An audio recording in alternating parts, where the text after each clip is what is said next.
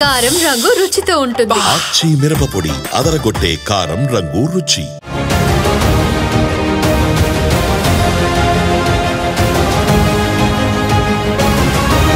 Political junction వర్తమాన రాజకీయాలపై సమగ్ర విశ్లేషణ అందిస్తుంది.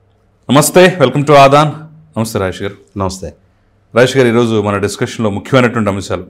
నిన్న సూపర్ 6లో మరో కీలకమైనటువంటి పథకం స్త్రీ శక్తికి ఉచిత బస్సుని లాంఛనంగా ప్రారంభించారు.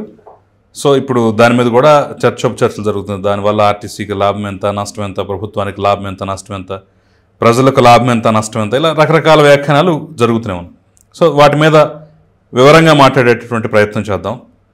ఇక ఈ అంశం ఒకటైతే, నంబర్ 2, పులివెందుల్లో ఓటమి తర్వాత ఇప్పుడు అప్పటి వరకు కలుగులో దాక్కున్నటువంటి విశ్లేషకుల పేరుతో ఉన్న వాళ్ళందరూ ఇప్పుడు బయటకు వచ్చి బస్సులు కొడుతున్న పరిస్థితి. అసలు ఎంత తక్కువ ఓట్లేంటి, జగన్మోహన్ రెడ్డికి ఎంత తక్కువ రావడం ఏంటి, డిపాజిట్లు పోవడం ఏంటి, అసలు సాధ్యమేనా, మేము నమ్మం, వాళ్ళ పార్టీ వాళ్ళకన్నా వీళ్ళు ఎక్కువ ఇదవుతున్నారు, మేము నమ్మంగాక నమ్మం, ఏదో జరిగింది అని చెప్పేసి వాళ్ళన్నా మాట్లాడుతున్నారా లేదా కానీ వీళ్ళైతే ఎక్కువ మాట్లాడుతున్నారు.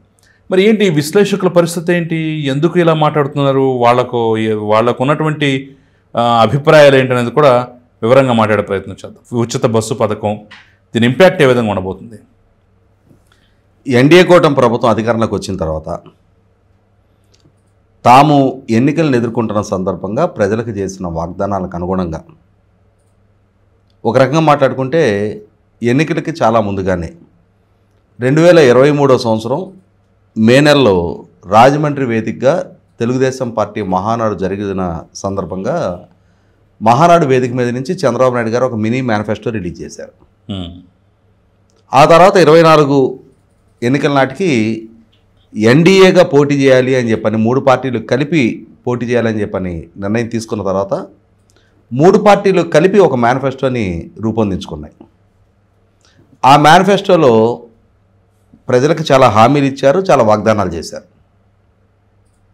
మేము మీ ద్వారా కనుక అధికారం దక్కించుకోగలిగితే ఈ సంక్షేమాన్ని అమలు చేస్తాం, ఈ విధమైన అభివృద్ధి ప్రణాళికలతోటి రాష్ట్రాన్ని అభివృద్ధి చేస్తాం, రాబోయే 5 సంవత్సరాల టెన్యూర్లో 20 లక్షల ఉద్యోగ కల్పన చేస్తాం, మీకు పవర్ టారిఫ్లు పెంచం, అన్ఇంటరప్టెడ్ పవర్ అందిస్తాం, రోడ్ ఇన్ఫ్రాస్ట్రక్చర్ మెరుగుపరుస్తాం, ఇట్లా చాలా హామీలు ఇచ్చారు, చాలా వాగ్దానాలు చేశారు. వీటిని నమ్మిన ప్రజలు జగన్మోహన్ రెడ్డి గారిని కాదు అనుకొని ఇంకొక రకంగా మాట్లాడుకుంటే 2019లో ఒక హై ఎక్స్పెక్టేషన్తో 151 స్థానాలతో జగన్మోహన్ రెడ్డి గారిని గెలిపించుకుంటే అదే ప్రజలు 2024 ఎన్నికల నాటికి ఆ అంచనాలన్నీ తారుమారైన పరిస్థితుల్లో జగన్మోహన్ రెడ్డి అంచనాలు తారుమారు చేస్తూ 151 నుంచి 11 స్థానాలకు పరిమితం చేశారు. ఆయన చాలా ఆశల సౌదాల మీద ఊరేగుతూ ఉన్నాడు. రాబోయే 30 సంవత్సరాల పాటు నేనే ఈ రాష్ట్రాన్ని పరిపాలించే ముఖ్యమంత్రిని, వైనాటు 175 రాష్ట్రంలో 175 నియోజకవర్గాలు నేనే ఎందుకు గెలవను, వైనాటు కుప్పం, వైనాటు మంగళగిరి, వైనాటు పిఠాపురం అని చెప్పని తన శ్రేణులని ఉత్తేజపరచడానికి చాలా ప్రయత్నం చేశాడు ఆయన. అవును, కానీ వాళ్ళ శ్రేణులు ఉత్తేజితులు అవటం ఏమో కానీ ప్రజలు మాత్రం ఆయన పాలనతో చాలా ఉత్తేజితులయ్యారు. సహజంగా ఒక నాయకుడి పట్ల సానుకూలతతోటి ఉత్తేజితులు అవటం వేరు, కానీ ఒక నాయకుడి పట్ల విరక్తితో ఆ నాయకుడికి ప్రత్యర్థిగా ఎవరిని అభ్యర్థులుగా నుంచోబెడితే వాళ్ళని గెలిపించేసుకున్నారు. 175 నియోజకవర్గాలు ఉన్న రాష్ట్రంలో 164 స్థానాలతో ఎన్డీఏ కూటమిని గెలిపించారు. కేవలం 11 స్థానాలకి నిన్నటి వరకు అధికారం చెలాయించిన వైసీపీ పార్టీ పరిమితమైంది. ఈ విధమైన విజయం దక్కించుకున్న తర్వాత ఎన్నికల్లో తాము చేసిన వాగ్దానాలని, తామిచ్చిన హామీల్ని నిలబెట్టుకొని తీరాల్సిన బాధ్యత ఎన్డీఏ కూటమి మీద ఏర్పడింది.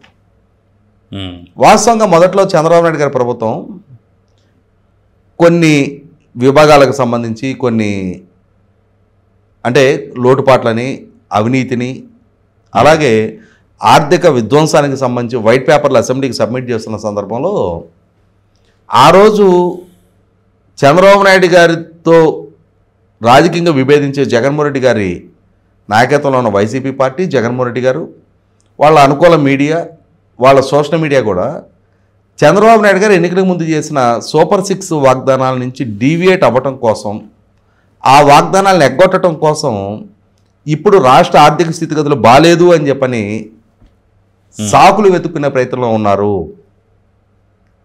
చంద్రబాబు నాయుడు గారు ప్రజలకు ఇచ్చిన వాగ్దానాల నుంచి డీవియేట్ అయిపోయారు, మోసం చేశారు అని చెప్పని వైసీపీ పార్టీ ప్రకటించేసింది. జగన్మోహన్ రెడ్డి గారు మైకి దొరికిన ప్రతి సందర్భంలో కూడా ఎన్నికలకు ముందు సూపర్ 6, సూపర్ 7 అని వాగ్దానం చేశారు. నీకు 15,000, నీకు 15,000, నీకు 15,000 అని చెప్పని వాగ్దానం చేశారు. ఇవాళ అధికారంలోకి వచ్చిన తర్వాత ఆ మాట నిలుపుకోకుండా ప్రజల్ని మోసం చేస్తున్నారు అని చెప్పని కూడా పదే పదే మాట్లాడేవారు. అవును.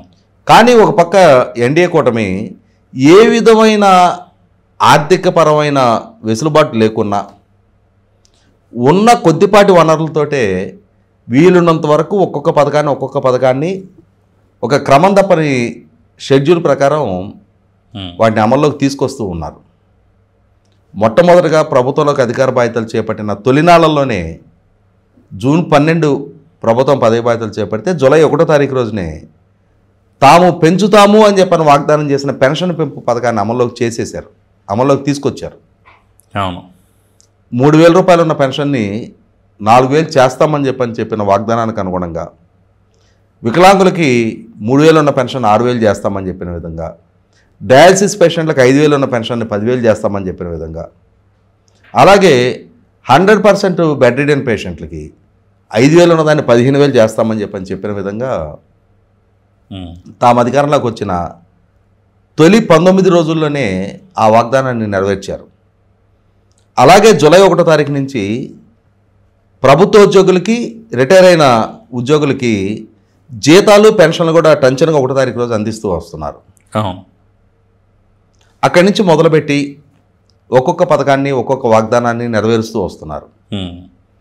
ఈ సూపర్ 6 వాగ్దానాలే కాకుండా పాలకుడిగా చేనేత వర్గాలకి ఇచ్చిన హామీకి అనుగుణంగా మొన్న ప్రతి చేనేత మగ్గానికి 200 యూనిట్లు కరెంటు, ప్రతి మరమగ్గానికి 500 యూనిట్లు కరెంటు ఉచితంగా ఇవ్వాలి అని చెప్పని, అలాగే ప్రతి చేనేత కుటుంబానికి 25,000 రూపాయల ఆర్థిక సహాయం చేయాలి అని చెప్పిన వాగ్దానాన్ని కూడా అమలు చేస్తామని చెప్పని మొన్న చేనేత దినోత్సవం సందర్భంగా చెప్పడం జరిగింది. అలాగే చేనేత కార్మికులకు సంబంధించిన జిఎస్టీని రాష్ట్ర ప్రభుత్వ క్రాస్ సబ్సిడీ భరించడానికి సిద్ధపడింది. అలాగే సూపర్ 6లో భాగంగా ఉచిత గ్యాస్ సిలిండర్ల పథకాన్ని అమల్లోకి తీసుకొచ్చారు, తల్లికి వందనాన్ని అమల్లోకి తీసుకొచ్చారు, అన్నదాత సుఖీభవన్ అమల్లోకి తీసుకొచ్చారు. నిన్నటి రోజున రాష్ట్రంలో ఉన్న మహిళలకి రాష్ట్ర వ్యాప్తంగా 5 రకాల సర్వీసుల్లో ఉచిత బస్సు ప్రయాణానికి అనుమతిస్తూ జీరో టికెట్ ప్రొవిజన్. అంటే ఇవాళ ఏ బస్సులో ఎంతమంది మహిళా ప్రయాణికులు ఉచితంగా ప్రయాణించారు అనే లెక్క ప్రభుత్వానికి రావాలి. ఎందుకంటే ఆర్టీసీకి ఆ ప్రపోర్షనేట్ బడ్జెట్ రీఎంబర్స్ చేయాల్సిన బాధ్యత రాష్ట్ర ప్రభుత్వానిది. ఉచితంగా ప్రయాణించేటప్పుడు ఇంకా జీరో టికెట్ మటుకు ఎందుకు అని చెప్పని కొంతమందికి ఆ విధమైన సంశయాలు వస్తూ ఉన్నాయి. కాబట్టి ప్రభుత్వ పరంగా ఆ క్లారిఫికేషన్ ఇవ్వాల్సిన అవసరం ఉంది. ఏ బస్సు ఏ ట్రిప్పులో ఎంతమంది ప్రయాణించారు, ఉచిత ప్రయాణం ఎంతమంది ప్రయాణిస్తే ఆ టికెట్ అమౌంట్ రాష్ట్ర ప్రభుత్వం భర్తీ చేయాల్సి ఉన్న నేపథ్యంలో ఆ లెక్క కూడా రాష్ట్ర ప్రభుత్వానికి అవసరం. ఖచ్చితంగా రాష్ట్ర ప్రభుత్వం వారు లెక్కింపు చేసిన విధంగా సుమారుగా 1942 కోట్ల రూపాయలు ప్రతి సంవత్సరం ఈ పథకం మీద వెచ్చించాల్సిన అవసరం ఉండొచ్చు అని చెప్పని ఎస్టిమేట్ చేశారు. రేపది 1900 కోట్లు అవుద్దా, 2100 కోట్లు అవ్వచ్చు అనేది ఆచరణపూర్వకంగా అమల్లోకి వచ్చిన తర్వాత మీకు గుర్తుందా లేదా, గతంలో జగన్మోహన్ రెడ్డి ప్రెస్ మీట్లో మాట్లాడుతూ ఫ్రీ బస్ అన్నారు, మా వాళ్ళంతా పులివెందుల నుంచి కడప నుంచి సరదాగా పొద్దున్నే వెళ్ళి సాయంత్రానికి విశాఖపట్నం వెళ్ళి చూసి రావచ్చు అని అనుకుంటున్నారు, ఇంతవరకు అసలు దాన్ని అమలు చేయలేదని చెప్పేసి ఇలా కొన్ని వ్యంగ్య వ్యాఖ్యానాలు చేశారు. అసలు వాగ్దానం ఇచ్చింది జిల్లా పరిధి వరకే. మరి అలాంటప్పుడు దాన్ని మసిబూసి మారేడుకాయ చేసే ఉద్దేశంతో విశాఖపట్నం వెళ్దామని, అక్కడికి వెళ్దామని, ఇక్కడికి వెళ్దామని అన్నట్టుగా ఏదో వాళ్ళు ప్రజలు ఆలోచిస్తున్నట్టుగా ఏం చెప్పాడు కదా. ఇప్పుడు ఈరోజు కూడా బస్సులు సంఖ్య చాలా తక్కువగా ఉంది, ఏ రకంగా ఇది చేస్తారని చెప్పేసి కూడా కొన్ని కామెంట్లు, కొన్ని ట్వీట్లు, కొన్ని పోస్టులు కూడా చూస్తున్నాం. అంటే అప్పుడు ఆల్రెడీ వాళ్ళ పని వాళ్ళు స్టార్ట్ చేసేసారు. మరి దీన్ని ఎదుర్కోవడానికి ప్రభుత్వం సమాయత్తం కావాలి కదా. At the same time Telangana అనుభవం కూడా ఉంది మనకి. మొదట్లో చాలా దారుణంగా ఉంది పరిస్థితి. ఇక్కడ ఫ్రీ బస్సు పెట్టినప్పుడు చాలక మహిళలు కొట్టుకున్న పరిస్థితి, జుట్టు పట్టుకున్న పరిస్థితి, మగవాళ్ళు వ్యతిరేకత వ్యక్తం చేసిన పరిస్థితి, ఇవన్నీ మనం చూసాం. మరి ఈ బాలారిష్టాలని దాటడానికి ప్రభుత్వం దగ్గర ప్రణాళిక ఉందంటారా? ఇప్పుడు వాస్తవంగా ఆర్టీసీ ద్వారా సుమారుగా వివిధ సర్వీసుల కింద 11,000 బస్సులు తిరుగుతూ ఉన్నాయి. అందులో ఇప్పుడు ఈ ఉచిత ప్రయాణానికి ఎలిజిబుల్గా 8,465 బస్సులను ఎంపిక చేశారు. అందులో పల్లె వెలుగు, అలాగే డీలక్స్, ఆల్ట్రా డీలక్స్ ఇటువంటివి, తర్వాత సిటీ బస్సుల్లో సాధారణ bus, metro express, metro service city బస్సుల్లో ఈ కేటగిరీల కింద సుమారుగా 8,400 బస్సులు అందుబాటులో ఉన్నాయి. ఈ 8,400 బస్సుల్లో ఆ బస్సు సర్వీసు ఎంత దూరం వరకు ప్రయాణిస్తే అంత దూరం వరకు ప్రయాణించే అవసరం ఉన్న ప్రయాణికులు ప్రయాణించడానికి ఉచిత బస్సు ద్వారా ఆ వెసులుబాటు దక్కుద్ది. ఏ మహిళ కూడా, మీకు ఒక ఎగ్జాంపుల్ చెప్తాను. నేను చిన్నప్పుడు మా మేనత్త గారు ఊరు గోడవల్లి అని చెప్పి ఆ ఊరిలో ఉన్నా. ఆ ఊరిలో ఒక అమాయకుడి స్టోరీ చెప్పేవాళ్ళు. అంటే ఈ గోడవల్లి గ్రామానికి తూర్పు వైపు బట్టిప్రోలు ఉంటుంది, పడమర వైపు చెరుకుపల్లి ఉంటుంది. బట్టిప్రోల్లో ఒకతను ఒక ధాన్యం మూటో బియ్యం మూటతోటో బస్సు ఎక్కాడు. బస్సు ఎక్కితే అతనికి బట్టిప్రోల్ నుంచి గోడవల్లికి ఒకే టికెట్ చెప్పారు, చెరుకుపల్లికి కూడా ఒకే టికెట్ అని అనుకోవటం ఆయన విన్నాడు. ఈ బస్సు వాళ్ళకి తిక్క కుదర్చాలి, నేను గోడవల్లికి ఒకే ఛార్జీ అంట, చెరుకుపల్లికి ఒకే ఛార్జీ అంట అని చెప్పని ఆయన ఒకే ఛార్జీ కాబట్టి టికెట్ చెరుకుపల్లి దాకా కొనుక్కొని చెరుకుపల్లి దిగి ఆ మూట నెత్తినేసుకొని 4 కిలోమీటర్లు నడుచుకుంటూ వచ్చాడు వెనక్కి. అంటే ఆయన ఏదో ఆర్టీసీకి తిక్క కుదిర్చాను అనుకున్నాడు తప్ప ఈ బరువు మోసుకుంటూ వచ్చింది ఆ కష్టం ఎవరు భరించారు? అంటే ఇక్కడ ఏమర్థమవుతుంది, ఎవరైనా వాళ్ళకి అవసరం ఉన్న వరకే ప్రయాణిస్తారు.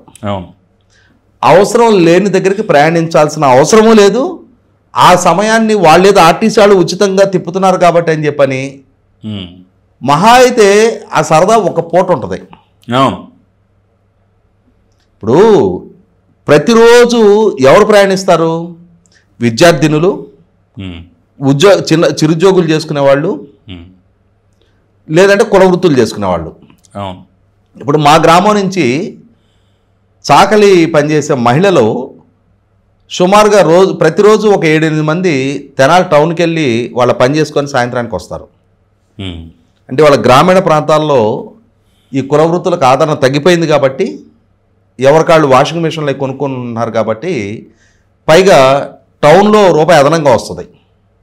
దాంతో ఉదయాన్నే బస్కి వాళ్ళు తెనాలి వెళ్ళేసి బాక్స్ కన్నం పెట్టుకొని తెనాలి వెళ్తారు. ఒక 7-8 ఇళ్లలో వాళ్ళు పని చేసుకొని మళ్ళీ సాయంత్రం బస్కు వస్తారు. సో అటువంటి వాళ్ళకి వాళ్ళు రెక్కల ముక్కలు చేసుకొని సంపాదించుకునే సంపాదనలో నెలకు సుమారుగా ఒక 2,000 రూపాయలు ఈ బస్సులు ఛార్జీలకు ఖర్చు అవుతుంది. అటువంటి వాళ్ళకు ఉపయోగం. తర్వాత వాళ్ళ గ్రామీణ ప్రాంతాల నుంచి స్కూల్స్కి కాలేజీలకు వెళ్ళే విద్యార్థులు ఉంటారు. ప్రతి స్కూలు ప్రతి కాలేజీ వాళ్ళ ఓన్ ట్రాన్స్పోర్ట్ ఉండదు. కొంతమంది కాలేజీలు, ఎయిడెడ్ కాలేజీలు ఇటువంటి వాటిలో చదువుకునే వాళ్ళు ఆర్టీసీ బస్సులోనే ప్రయాణం అంటే ఆ వెసులుబాటును ఉపయోగపెట్టుకుంటారు. అటువంటి వాళ్ళకు ఉపయోగం. వాళ్ళు ప్రతి నెల లేకపోతే 3 నెలలకు ఆ బస్సు పాసు కొనుక్కునే అవసరం లేకుండా, దానికి డబ్బులు వెచ్చించే అవసరం లేకుండా వాళ్ళకు ఉపయోగం. అది దాటిన అవసరం ఎవరికి ఉంటుంది? ఏదైనా ఫంక్షన్స్ ఉండో, లేదంటే కిరాణా సరుకులు తెచ్చుకోవడానికో. వెనకటి రోజుల్లో ఎలా ఉండేదంటే ఒక 5-6 మహిళలు కలిసి టౌన్కి వెళ్ళి 1-2 సినిమాలు చూసి ఆ ఇంటికి కావాల్సిన నెలవారీ సరుకులు తీసుకొని వచ్చేవాళ్ళు. అది ఒక రోజుల్లో. ఇవాళ అంతటి ఓపిక లేదు, అంతగా థియేటర్లకు వెళ్ళి సినిమాలు చూసే మోజు కూడా లేదు జనాల దగ్గర. ఎందుకంటే టీవీ సౌకర్యం వచ్చేసిన తర్వాత, ప్లాట్ఫామ్స్ వచ్చిన తర్వాత ప్రతి గ్రామంలో కూడా ప్రతి ఇంట్లో కూడా టీవీ ఉంది. దాంతో పల్లెటూరు నుంచి సినిమాలు చూడటానికి టౌన్కి వెళ్ళే వాళ్ళ సంఖ్య కూడా తగ్గిపోయింది. ఇప్పుడు కేబుల్ టీవీ పోయి దాని ప్లేస్ లో ఈ డాంగిల్స్ అవి పెట్టుకుని ఇంటర్నెట్ కనెక్ట్ చేసుకుని ఓటీటీ ప్లాట్ఫామ్ అదే అంటున్నా, అమెజాన్ ప్రైమ్ లో కొత్త కొత్త సినిమాలు వెబ్ సిరీస్ చూస్తున్నారు. అందువల్ల అనవసరంగా ప్రయాణం చేసే అవసరము ఎవరు పెద్దగా వినియోగించుకోరు. కొంతమంది ఉంటారు, ఇప్పుడు దగ్గరలో ఉన్న ఒక ఆలయానికి వెళ్ళాలి, ఇప్పుడు ఓ శ్రీశైలం టెంపుల్కి వెళ్ళాలి. ఆ శ్రీశైలం టెంపుల్కి వెళ్ళటానికి ఈ బస్సుల ద్వారా అవకాశం ఉన్న వరకు వెళ్తారు. ఎక్కడి నుంచి అయితే ఈ బస్ సర్వీస్ ఉండదో అక్కడి నుంచి కొద్ది ఛార్జెస్ పెట్టుకోవాల్సి వస్తే పెట్టుకుంటారు. అంతేగాని ప్రభుత్వ పరంగా హైటెక్ బస్సు, గరుడ సర్వీసు, వెన్నెల సర్వీసు, అమరావతి సర్వీసు, ఇటువంటి లగ్జరీ బస్సుల్లో ఈ సౌకర్యం కల్పిస్తామని చెప్పలేదే. అటువంటి సౌకర్యం అటువంటి లగ్జరీ బస్సులకు కల్పించాలని కూడా ప్రజలు కోరుకోవటంలా. ప్రజల దైనందిక జీవితంలో ఆ బస్సులో ప్రయాణించే అవసరం ఒక సంవత్సర కాలంలో గ్రామీణ ప్రాంతంలో ఉన్న వాళ్ళకి 1-2 సార్లు కన్నా రాదు. వాళ్ళకి రెగ్యులర్ గా అది కూడా రాష్ట్రం దాటిపోయేటట్టు అయితే తప్ప అలాంటి లగ్జరీ బస్సులు ఎందుకు లేదు. ఒకవేళ రాష్ట్రంలో అయినా సరే విజయవాడ నుంచి విశాఖపట్నమో, విజయవాడ నుంచి తిరుపతి లాంటి ప్రాంతాలకి అంటే దూర ప్రాంత ప్రయాణాలు చేయాలనుకునే వాళ్ళు కనీసం 200-300 కిలోమీటర్ల ప్రయాణం చేసేవాళ్ళు తప్ప అలాంటి బస్సులు ఎవరు వినియోగించారు. వాళ్ళు ఒక సంవత్సర కాలంలో 2-3 సార్లు కానీ అటువంటి అవసరం రాదు వాళ్ళకి. అసలు 2-3 ఏళ్ళకి ఒకసారి ప్రయాణం చేయని కుటుంబాలే ఎక్కువ ఉంటాయి. అవును, అటువంటి దగ్గర ఎక్కువ మందికి ఈ స్కీమ్ ద్వారా లబ్ధి చేకూరుతుంది. దాదాపుగా ప్రతి సంవత్సరం 1,40,00,000 మంది ఈ విధంగా ప్రయాణం చేయడానికి ఆస్కారం ఉంది అంటున్నారు. సుమారుగా 1942 కోట్ల రూపాయలు ప్రభుత్వం క్రాస్ సబ్సిడీ భరించాల్సి రావచ్చు అంటున్నారు. మేబీ రేపు ఫైనల్గా ఒక సంవత్సర కాలం ఇది ఇంప్లిమెంట్ అయిన తర్వాత ఈ 1942 కోట్లు 2,000-2,100 కోట్లు కావచ్చు. లేదు కొంచెం ప్రజల ఆదరణ తక్కువగా ఉంటే, తక్కువ మంది ప్రయాణిస్తే ఒక 50-100 కోట్లు తగ్గొచ్చు. ఏదేమైనా సరే సుమారుగా 1,900 కోట్ల రూపాయలకి ప్రభుత్వం సంసిద్ధం అవుతా ఉంది. ఇవాళ మొదట్లో ఉన్నంత వేలం వేరే విచ్చలవిడితనం తర్వాత అసలు ఉండవు. ఒకవేళ ఆ బాపతో ఎవరైనా ఉన్నా కానీ ఒకనాటి వేలం వేరి వాళ్ళు లేదు. ఒకనాడు పల్లెటూరు నుంచి దగ్గరలో ఉన్న టౌన్కి వెళ్ళి అక్కడ ఒక హోటల్లో ఇడ్లీ ఉల్లిపాయ దోశ తింటాం అంటేనే ఉల్లిపాయ అట్టు, ఉల్లెట్టు అనేవాళ్ళు. అది తింటమే ఒక లగ్జరీ. ఒక రోజుల్లో హోటల్లో కాఫీ తాగితే ఒక లగ్జరీ. ఇవాళ ఇటువంటి స్టేజ్ని ప్రజలు ఎప్పుడో దాటిపోయారు. జనాలకి పర్చేసింగ్ కెపాసిటీ పెరిగింది, స్టాండర్డ్ ఆఫ్ లివింగ్ పెరిగింది, లైఫ్లో కంఫర్ట్ చూస్తూ ఉన్నారు. ఒకనాటిలాగా ప్రతి చిన్నదానికి ఉప్పొంగిపోయే స్టేజ్లో ఇవాళ సమాజం లేదు. కాబట్టి అవసరం లేనిదే ఎవరు ప్రయాణం చేయరు. ఇవాళ ఉచితంగా ఇచ్చారు కదా అని చెప్పని కారణం లేకుండా బస్ ఎక్కి తిరిగి వచ్చే అవసరము అవకాశం ఎవరికి లేదు. ఇప్పుడు మనకి తెలుసు ఫ్రీడమ్ ఫైటర్స్ లాంటి వాళ్ళు ఉన్నారు. వాళ్ళకి ఉచిత ప్రయాణపు పాస్ ఉంటుంది. వాళ్ళతో పాటు ఒక అటెండెంట్ని కూడా అలౌ చేస్తారు. వాళ్ళకి ఉచితంగా ఉంది కదా అని చెప్పని వాళ్ళు ఏమైనా ప్రతిరోజు ప్రయాణాలు చేస్తున్నారా? ఆర్టీసీ సిబ్బందికి ఆ బస్సులో వాళ్ళ పాస్ చూపిస్తే ఫ్రీగా అలౌ చేస్తారు. అవసరం లేకుండా వాళ్ళు ఏమైనా ప్రయాణాలు చేస్తారా? ఎవరైనా వాళ్ళ అవసరం మేరకే ప్రయాణాలు చేస్తారు. కాబట్టి వైసీపీ విమర్శలు వీటిని పరిగణలోకి తీసుకోవాల్సిన స్టే అయితే లేదు. అయితే ఇక్కడ ప్రభుత్వ పరంగా ఈ పథకాల అమల్లో కొన్ని లోటుపాట్లని సమీక్షించుకోవాల్సిన అవసరం ఉంది. గత నెలలో కాదు, ఈ నెలలోనే అన్నదాత సుఖీభావ నిధులు జమ చేశారు. ఈ అన్నదాత సుఖీభావ గురించి నాకు కంప్లైంట్ వచ్చింది. అంటే ఒకరికి ఎదురవుతున్న ఇన్కన్వీనియన్స్ గురించి నాతో షేర్ చేసుకున్నారు. హైదరాబాదులో నివాసం ఉంటున్న ఒక మహిళకి ఆమె నేటివ్ విలేజ్లో పుట్టింటి వారి వైపు నుంచి పసుపు కుంకుమ కింద ఒక 1.5 ఎకరం లోపుగా భూమి ఆమెకు వచ్చి దక్కింది. ఓకే, ఆమె పేరు మీద రిజిస్టర్ అయి ఉంది, ఆమె పేరు మీద పాస్బుక్లు ఉన్నాయి, ఆమె పేరిట తహసీల్ కడతా ఉన్నారు, ఆన్లైను 1B అడంగులు అన్నీ ఆవిడ పేరిటే ఉన్నాయి. అయితే ఆమె హైదరాబాద్లో నివాసం ఉంటుంది కదా, ఆమె ఆధార్ కార్డు ఓటర్ ఐడి అన్నీ హైదరాబాద్లో ఉన్నాయి. ఇప్పుడు ఈ అన్నదాత సుఖీభవ అమలు దగ్గరకు వచ్చేటప్పటికి ఆధార్ కార్డు ఆంధ్రప్రదేశ్లో లేదు అన్న కారణంగా ఆమెకు ఆ నిధులు జమ కాల. ఆమె ఏమంటుంది అంటే ఇప్పుడు మాకు ఆధార్ కార్డు ఓటర్ ఐడి లేదు, మేము అక్కడ రేషన్ కార్డు పెన్షన్ క్లెయిమ్ చేసుకోవటంలా, కానీ మాకు భూమి ఉంది, ఆ భూమిలో వ్యవసాయం జరుగుతూ ఉంది. వ్యవసాయం నేను చేస్తున్నానా కౌలుదారుడు చేస్తున్నాడు అనేది అప్రస్తుతం. అక్కడ సాగు చేసుకుంటున్న వాళ్ళకి మీరు ఇస్తున్నారు, నాకు ఇవ్వకపోతే మా కౌలుదారుడికి ఇవ్వండి. అంతేగాని నాకు లేదు అని అంటే భూమికి మీరు ఇస్తున్నది వ్యవసాయ యోగ్యమైన భూమికి ఇస్తున్నారు. ఆ వ్యవసాయ యోగ్యమైన భూమి అది అయ్యి ఉన్నప్పుడు దాని నుంచి ప్రతి సంవత్సరం నీటి తీరువ నేను కడుతున్నప్పుడు మీకు ఈ క్రాప్లో కూడా అందులో వ్యవసాయం జరుగుతున్నట్టుగా నమోదు అవుతూ ఉన్నప్పుడు మీరు ప్రభుత్వ పరంగా ఇచ్చే ఈ ఇన్సెంటివ్ ఇవ్వకుండా ఉంటే ఎలా? మీరు వ్యవసాయం చేస్తున్న వాళ్ళకి ప్రోత్సాహం కదా ఇస్తున్నది, వ్యవసాయం జరుగుతున్నది కదా ఆ భూమిలో. ఈ ఆధార్ కార్డు ప్రామాణికంగా మీరు ఎగ్గొడితే ఎలా? ఇటువంటి సమస్యలు కొన్ని ఉన్నాయి. ఇటువంటి వాళ్ళు ఇవాళ ఆంధ్రప్రదేశ్ రాష్ట్రం నుంచి వివిధ ప్రాంతాల్లో స్థిరపడి ఆంధ్రప్రదేశ్లో వ్యవసాయ భూమి కలిగిన వాళ్ళు కొన్ని లక్షల మంది ఉన్నారు. ప్రభుత్వ పరంగా ఇటువంటి వాళ్ళని ఫిల్టర్ చేయడం కారణంగా అర్హులై ఉన్న భూమికి అంటే ఆ భూమి ఎలిజిబిలిటీ ఉంది, వ్యవసాయం జరుగుతూ ఉంది, కానీ ఆ ఓనర్ ఆధార్ ఆంధ్రాలో లేదు అన్న కారణంగా కొంతమందికి ఎగ్గొట్టడం అనేది సరైన పద్ధతి కాదు. దీన్ని ప్రభుత్వం దృష్టికి తీసుకెళ్ళమని చెప్పి నాకు అంటే ఆ వివరాలు షేర్ చేశారు. కాబట్టి ఏంటంటే 100% జెన్యూన్ కన్సర్న్ అది. ఇటువంటి వాళ్ళ సమస్యలు కూడా అడ్రస్ చేయాల్సిన బాధ్యత ప్రభుత్వం మీద ఉంది. ఇవాళ ప్రభుత్వం ఆ పథకాన్ని అమలు చేసి తొలినాళ్లే కాబట్టి ఇటువంటి సమస్యలు కూడా వాళ్ళ దృష్టికి వస్తాయి. కాబట్టి ఇప్పటికైనా సరే అటువంటి వాళ్ళు ఎవరెవరు ఉన్నారు అనేది ఐడెంటిఫై చేసి ఏ సర్వే నెంబర్లో ఎంత ఎక్స్టెంట్ ఉందనేది ఉంది, ఆ ఏ ఎక్స్టెంట్కి ఇవాళ ఈ నిధులు జమ కాలేదనేది కూడా ప్రభుత్వం దగ్గర రికార్డు ఉంటుంది.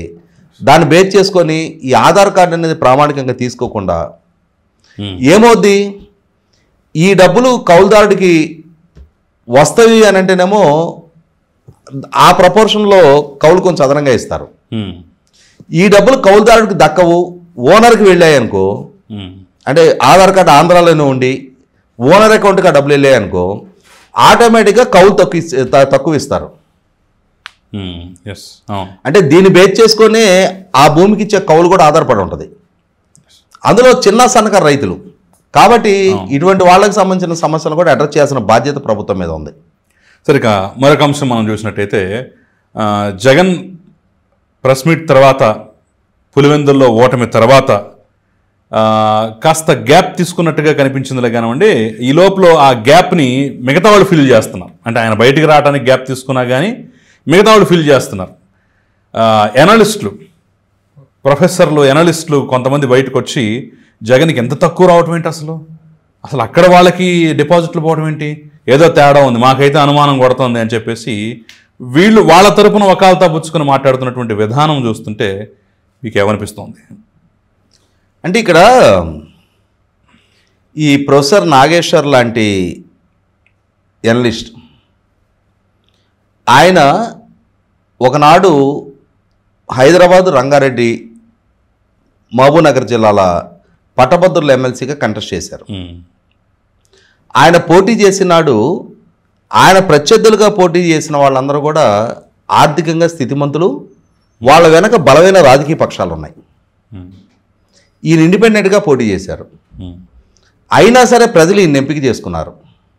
అంటే ఈయన ఆర్థిక స్థితిగతుల గురించి పరిగణలోకి తీసుకోవాలా, ఈయనకున్న నాలెడ్జ్ అంటే విషయ పరిజ్ఞానం, వివిధ ఛానల్స్లో ఈయన మాట్లాడే తీరు, ఈయన ప్రభుత్వాన్ని ప్రశ్నించే తీరు, అంశాల పట్ల ఈయన స్పందించే తీరు, వీటి పట్ల ఆకర్షితులైన ప్రజలు ఈయన ఎంపిక చేసుకున్నారు.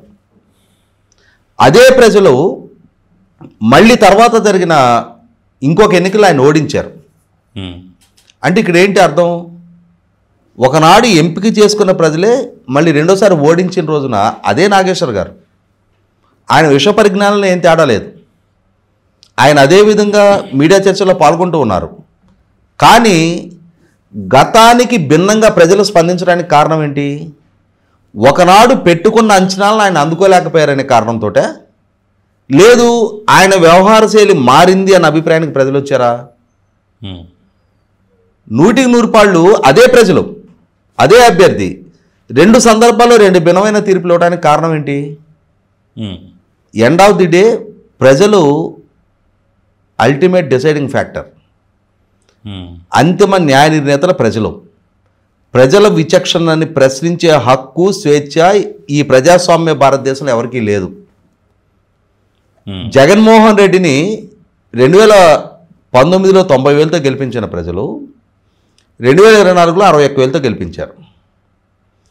అదే ప్రజలు జగన్మోహన్ రెడ్డిని 2019లో 150 స్థానాలతో ఈ రాష్ట్రానికి ముఖ్యమంత్రిని చేస్తే, అదే ప్రజలు 2024లో ప్రధాన ప్రతిపక్ష హోదా కూడా ఇవ్వకుండా తిరస్కరించారు. జగన్మోహన్ రెడ్డికి 11 రావడం ఏంటి అని చెప్పని ప్రజల విఘ్నతని ప్రశ్నిస్తారా వీళ్ళు? కళ్ళ ముందు స్పష్టంగా కనిపిస్తుంది కదా. ఇంకొక కేసు రిఫరెన్స్ చెప్తా నేను. 2004 నుంచి 2014 వరకు ఉమ్మడి రాష్ట్రాన్ని కాంగ్రెస్ పార్టీ పరిపాలించింది. 2014లో ఆంధ్రప్రదేశ్ రాష్ట్రంలో జరిగిన ఎన్నికల్లో మీరు గుర్తు చేసుకుంటే 2014 మార్చి 30 తారీఖు మున్సిపల్ ఎలక్షన్స్ జరిగినాయి. ఏప్రిల్ 6వ తారీఖు స్థానిక సంస్థల ఎన్నికలు జరిగినాయి. మే 4వ తారీఖు అసెంబ్లీ పార్లమెంట్ ఎన్నికలు జరిగినాయి. అంటే నెల, ఒక వారం రోజుల్లో 3 కీలకమైన ఎన్నికలు జరిగినాయి. దశాబ్ద కాలం పాటు రాష్ట్రాన్ని పరిపాలించిన పార్టీ 3 ఎన్నికల్లో ఒక్క ఎంపీటీసీ స్థానం కానీ, ఒక మున్సిపల్ కౌన్సిలర్ స్థానం కానీ, ఒక ఎమ్మెల్యే కానీ, ఎంపీ కానీ దక్కించుకోలేకపోయింది. కారణం ఏంటి? దశాబ్ద కాలం పాటు ఈ రాష్ట్రాన్ని పరిపాలించిన పార్టీ తర్వాత జరిగిన ఎన్నికల్లో, తర్వాత ఎప్పుడో పరిపాలించింది ఇవాళని చెప్పుకోవడానికి కాదు. మనం అస్సాంలో అస్సాం గణ పరిషత్ పార్టీ ఎప్పుడో పరిపాలించింది.